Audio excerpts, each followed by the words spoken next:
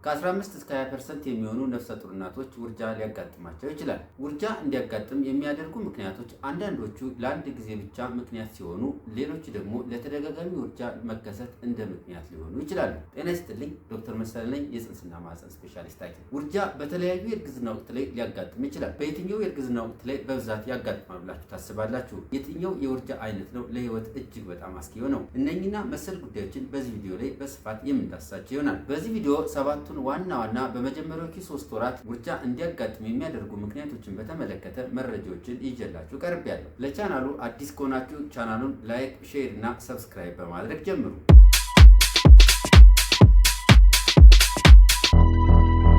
ጽንስ በራሱም ሆነ በፍላጎት ከ28 ሳምንት በፊት የሚቋረጥ ከሆነ ይህንን ውርጃ በማለት እንጠራዋለን። ውርጃ በዓለም ላይ እጅግ በጣም በብዙ እናቶች ላይ፣ በብዙ ሴቶች ላይ፣ በብዙ ነፍሰ ጡር እናቶች ላይ የሚያጋጥም ክስተት ነው። ለሕክምና በሚያመች መልኩ ውርጃን በተለያዩ መንገዶች መክፈል የሚቻል ሲሆን ለዛሬ የተወሰኑትን ለማየት እንሞክራለን። የመጀመሪያው ሚስድ አቦርሽን የምንለው ሲሆን ይህም ማለት ጽንስ ማህፀን ውስጥ እያለ የልብ ምቱ የማይሰማ ከሆነ ወይም ደግሞ የልብ ምቱ የሚቋረጥ ከሆነ ይህንን ሚስድ አቦርሽን በማለት እንጠራዋለን። ሁለተኛው ትሪትድ አቦርሽን የምንለው ነው። ትሪትድ አቦርሽን ማለት የተወሰነ ደም መፍሰስ ያጋጥምና ነገር ግን ማህፀን አካባቢ ምንም አይነት ለውጥ ሳይኖር ሲቀር እንዲሁም ደግሞ የእንሽርቶና የልጁ ሁኔታ በጥሩ ሁኔታ ላይ የሚገኝ ሲሆን ይህም አስፈላጊ የሆነ እንክብካቤና ጥንቃቄ ከተደረገለት እርግዝናው ሊቀጥል የሚችል ነገር ማለት ነው። ሶስተኛው ኢንቫይቴብል አቦርሽን ወይም ደግሞ አይቀሬ ውርጃ። ይህ ማለት እንግዲህ በተለያየ ምክንያት ለምሳሌ የማህፀን በር ሲከፈት ኦር ደግሞ ሰርቫይካል ዳይሌቴሽን ሲኖር፣ ሽርቷ ሲፈስና ሌሎች ችግሮች ሲያጋጥሙ የማይቀር ውርጃ ሲያጋጥም ያ ማለት ውርጃው በተወሰነ ጊዜ የሚካሄድ ሲሆን ይህንንም ኢንቫይቴብል አቦርሽን በማለት እንጠራዋለን። ኮምፕሌት አቦርሽን የምንለው ሲሆን ኮምፕሌት አቦርሽን ማለት ሙሉ ለሙሉ ወጥቶ ያለቀ ማህፀን ውስጥ ምንም ነገር የቀረ ነገር ሳይኖር ሲቀር ኮምፕሌት አቦርሽን እንለዋለን። ሌላው ኢንኮምፕሌት አቦርሽን የምንለው ሲሆን ማህፀን ውስጥ የተወሰነ የቀረ ነገር ካለ ደግሞ ኢንኮምፕሌት አቦርሽን እንለዋለን። ሴፕቲክ አቦርሽን የምንለው እንግዲህ ውርጃ ካጋጠመ በኋላ የተወሰነ ነገር ቀርቶ እዛው ጋር ኢንፌክሽን ከፈጠረ ይህ አቦርሽን ወር ደግሞ ውርጃ በኢንፌክሽን ኮምፕሊኬትድ ካረገ ሴፕቲክ አቦርሽን በማለት እንጠራዋለን። ይህም እንግዲህ ሴፕቲክ አቦርሽን በሚያጋጥምበት ጊዜ የተለያዩ መድኃኒቶችን፣ አንቲባዮቲክሶችን እና ጥንቃቄዎች ካልተደረጉ ለከፋ አደጋ ሊያጋልጥ ይችላል። ውርጃ በተለያዩ የእርግዝና ወቅት የሚያጋጥም ሲሆን ይህም በመጀመሪያዎቹ 3 ወራት ወይም ደግሞ ከ3 ወር እስከ 7 ወር ባሉት ውስጥ ውርጃ በተለያዩ ምክንያቶች ሊያጋጥም ይችላል። ለዛሬ በመጀመሪያዎቹ 3 ወራት ውርጃ እንዲያጋጥም የሚያደርጉ ምክንያቶች ምን ናቸው የሚሉትን አንስተን የምንነጋገር ይሆናል። እነኚህ ምክንያቶች አንድ ጊዜ ብቻ ውርጃ እንዲያጋጥም የሚያደርጉ ሲሆኑ አንዳንዶቹ ደግሞ ለተደጋጋሚ ውርጃ ምክንያት ሊሆኑ ይችላሉ። የመጀመሪያው በመጀመሪያዎቹ 3 ወራት ውስጥ ውርጃ እንዲያጋጥም ከሚያደርጉ ዋናውን ምክንያት የሚይዘው ክሮሞዞማል አብኖርማሊቲ ወይም ደግሞ የዘረመል ችግር ሲኖር ነው። ይህ የዘረመል ችግር ሲኖር በመጀመሪያዎቹ 3 ወራት ከሚያጋጥሙት ውርጃዎች ውስጥ 50% ያህሉን ይይዛል። ያም ማለት እንግዲህ ሰው በሚፈጠርበት ጊዜ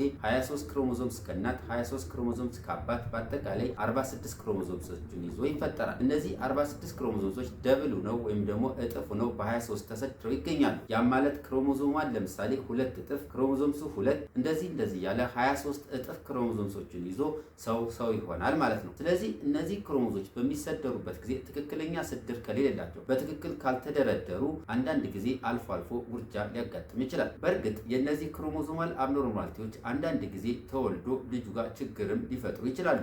አንዳንዶቹ የዘረመል ችግሮች ወይም ደግሞ የክሮሞዞማል አብኖርማሊቲዎች ግን ኢንኮምፓቲብል ቱ ላይፍ አይነት ችግር ያጋጥሙና ውርጃ እንዲያጋጥም ሊያደርጉ ይችላሉ። ለምሳሌ ዲኤንኤ እና አርኤንኤ በሚሰራበት ጊዜ ኤክስትራ ክሮሞዞምስ ካለ ወይም ደግሞ ሚስድ ክሮሞዞምስ ካለ ያ ማለት ለምሳሌ ክሮሞዞምስ ወይም ደግሞ ዲኤንኤ በሚሰራበት ጊዜ እጥፍ እየሆነ 23 እጥፍ ክሮሞዞምሶች ይሰራሉ።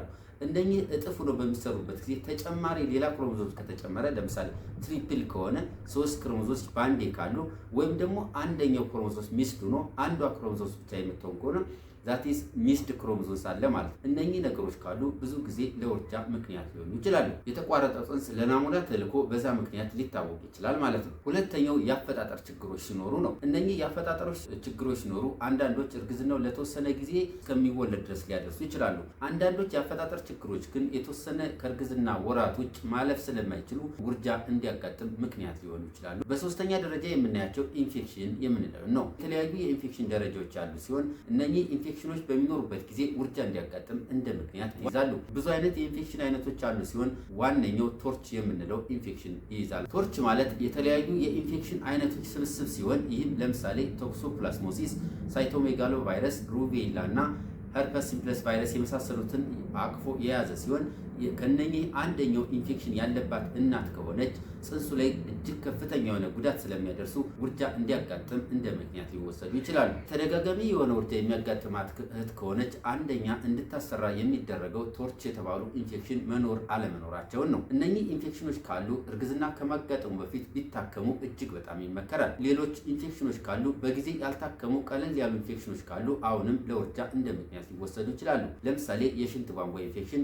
ሌሎች የአባላዘር ኢንፌክሽኖች እና ሌሎች ሲስተሚክ ኢንፌክሽን ካሉ እነኚህ ኢንፌክሽኖች ውርጃ እንዲያጋጥም እንደ ምክንያት ሊወሰዱ ስለሚችሉ የትኛውም ኢንፌክሽን በእርግዝና ሰዓት ካጋጠመ ቶሎ መታከም እጅግ በጣም ተመራጩ መንገድ ነው። በአራተኛ ደረጃ ተደጋጋሚ ውርጃ ወይም ደግሞ ለአንድ ጊዜ ውርጃ እንደ ምክንያት የሚሆነው ደግሞ የእናትየቱ የጤና ሁኔታ ወይም ደግሞ ማተርናል ሄልዝ ኮንዲሽን። ስለዚህ የእናትየቱ የጤና ሁኔታ ለጽንሱ መቀጠልና አለመቀጠል እጅግ የላቀውን ሚና ይጫወታል። ለምሳሌ እናትየቱ ከዚህ በፊት የስኳር ህመም ካለባት፣ ሌሎች ተጓዳኝ የህክምና ችግሮች ካሉ አሁንም ለውርጃ እንደ ምክንያት ሊወሰድ ይችላል። ለምሳሌ ስኳርን እንውሰደውና ስኳር ካለባት ስኳሩን በትክክል ካልተቆጣጠረችውና በሰውነቷ ውስጥ ያለው ግላይሴሚክ ኮንትሮሉ ፑር ከሆነ ወይም ደግሞ በትክክል ስኳሩን ካልተቆጣጠረችው ይህ ሃይፐርግላይሴሚያ ጽንስ በሚፈጠርበት ጊዜ ጽንሱን በማጥፋት ውርጃ እንዲያጋጥም እንደ ምክንያት ሊወሰድ ይችላል። የስኳር ህመም ካለባችሁ እርግዝና ከማቀዳችሁ ከማሰባችሁ ቢያንስ 2 እና 3 ወር ቀድማችሁ የማህፀንና ጽንስ ሐኪሞችን ብታማክሩ ቀድመን መከላከልና መቆጣጠር ያለብንን ነገሮች ካስተካከልን በኋላ እርግዝና እንዲፈጠር ቢደረግ ውርጃን መከላከል እንችላለን። የደም ግፊትንም በአግባቡና በትክክል የተቆጣጠርነው የደም ግፊት ካልሆነ አሁንም ውርጃ እንዲያጋጥም እንደ ምክንያት ሊወሰድ ስለሚችል እነኚህ የቆዩ የህክምና ችግር ያለባችሁ እናቶች፣ እህቶች ከማርገዛችሁ በፊት ቀድማችሁ የጽንስና ማህፀን ስፔሻሊስት ሐኪም ብታማክሩ ዘርፈ ብዙ የሆኑ የጤና ታገኛላችሁ። እንዲሁም ደግሞ ካላስፈላጊ ውርጃዎችና ከሌሎች ጽንስ ጋር ተያይዘው ከሚመጡ ችግሮች ራሳችሁን መከላከልና ማዳን ትችላላችሁ። በአምስተኛ ደረጃ የምናየው ደግሞ የማህፀን ግድግዳ ችግሮችና የማህፀን በር የመላላት ችግር ሲያጋጥም። ስለዚህ የማህፀን ግድግዳ ችግሮች ብዙ አይነት የማህፀን ግድግዳ ችግሮች ሲኖሩ እነኚህ ችግሮች አንዳንድ ጊዜ ለጽንስ አለመርጋት ወይም ደግሞ ጽንስ ለመቋረጥ እንደ ምክንያት ሲሆኑ ይታያል። እንግዲህ በማህፀን ግድግዳ ላይ የተለያዩ ችግሮች የሚያጋጥሙ ሲሆን ለምሳሌ የማህፀን እጢ ወይም ደግሞ ሞኝ የማህፀን እጢ ወይም ማዮማ የምንለው በሚኖርበት ጊዜ በተለይ ደግሞ ይህ ማዮማ ወይም ደግሞ ሞኝ የማህፀን እጢ ጽንስ የሚያድግበት ቦታ ላይ ካለ ጽንሱ በትክክል ምግብ ከማህፀን አግኝቶ ማደግ ስለማይችል በዚህ ምክንያት ጽንሱ ያለ ጊዜው ሊጨናገፍ ወይም ደግሞ ሊቋረጥ ይችላል።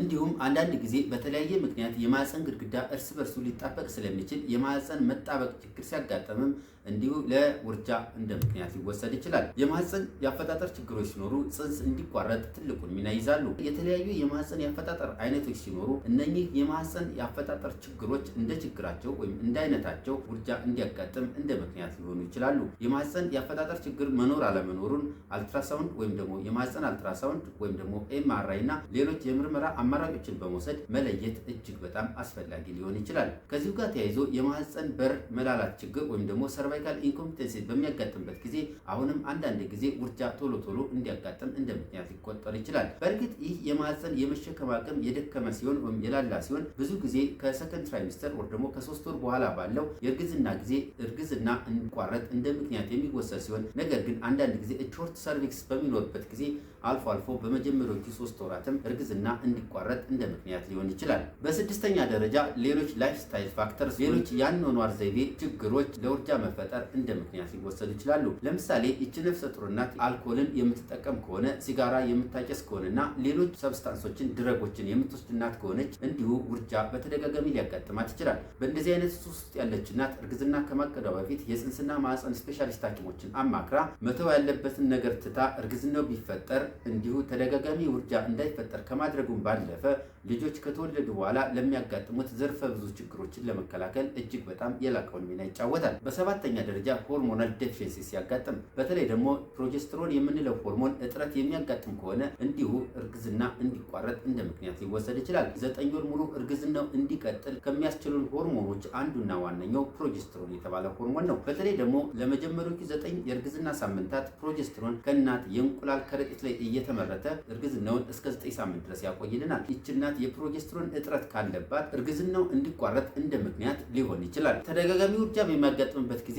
የምንሰጣቸው ህክምናዎች እንደ ምክንያቶቹ ሊለያዩ ይችላሉ። ህክምናዎችን ፕላን ከማድረጋችን በፊት ውርጃ እንዲያጋጥም ያደረጉት ምክንያቶች ምን ናቸው የሚሉትን ነገሮች ለይቶ ማወቅ እጅግ በጣም ዋናውን ሚና ይጫወታል። አንዳንድ ጊዜ ግን ሁሉንም ምክንያቶች በሁሉም ምርመራ መርምሮ ማወቅ ሊያስቸግር ይችላል። የተደጋጋሚ ውርጃ በሚያጋጥምበት ጊዜ ፎሊክ አሲድ በትክክል እንድትወስድ በማድረግ 50% ለሚሆኑ ጽንስ መቋረጥ ምክንያት የሆነውን የዘረመል ችግርን በዋናነት ፎሊክ አሲድ በትክክል በመውሰድ መከላከል ስለምንችል ፎሊክ አሲድ በትክክል እንድትወስድ ማድረግ ነው። እንደ አስፈላጊነቱ አስፕሪን እና የመሳሰሉትን ማስጀመር አንዳንድ ጊዜ አዋጭ ሊሆን ይችላል። ምናልባት ችግሮቹ የማህፀን ግድግዳ ጋር ተያይዞ ያሉ ችግሮች ከሆኑ ይህንን ችግር ለይቶ በህክምና ካልተስተካከለ በስተቀር እርግዝናው አስቸጋሪ ሊሆን ስለሚችል ይህንን በህክምና ማስተካከል እጅግ በጣም አስፈላጊ ሊሆን ይችላል። ጽንስ የታችኛው ክፍል የመሸከም አቅም ያነሰ ከሆነ ደግሞ ይህንን ማጠናከር መቋጠር እጅግ በጣም አስፈላጊ ሊሆን ይችላል። ስለዚህ ህክምናዎቹ ምክንያቶችን መሰረት ያደረገ ቢሆን እጅግ በጣም ተመራጭ ነው። በማህፀንና ዙሪያ ጥያቄዎች ካሏችሁ አስተያየት መስጫው ላይ ያስቀምጡ። ለዛሬ ያዘጋጀሁት ይህንን ይመስላል። በሌላ ፕሮግራም እስከምንገናኝ ቸርን ሰንብት።